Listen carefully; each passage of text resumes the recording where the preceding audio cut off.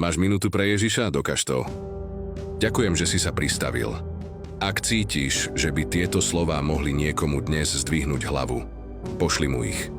Nie je to tvoja povinnosť, ale môže to byť presne ten kúsok nádeje, ktorý niekto hľadá. V Evanieliu podľa Matúša 26:41 stojí: Bdejte a modlite sa, aby ste neupadli do pokušenia. Duch je síce odhodlaný, ale telo je slabé. Možno práve v tejto chvíli bojuješ s niečím, čo ťa ťahá k zemi. Možno sa tie isté staré slabosti vracajú práve vtedy, keď si myslíš, že už si nad nimi vyhral. Pamätaj však na jedno: Boh tvoju ľudskú krehkosť neodsudzuje. On vidí tie tiché zápasy, ktoré pred svetom skrývaš. Pozná každú tvoju slzu, ktorú si utrel v súkromí, a každý tvoj pád. A vieš čo? Práve vtedy sa od teba neodvracia.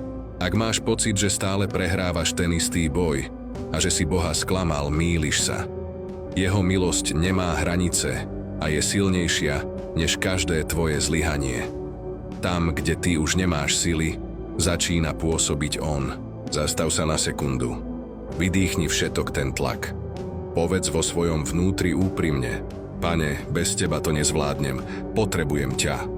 Ver tomu, že ťa v tomto momente počuje. Daj mu svoje bremeno a popros o silu. Nechaj sa viesť jeho pokojom. Ak súhlasíš, napíš do komentára Amen a pošli túto silu ďalej.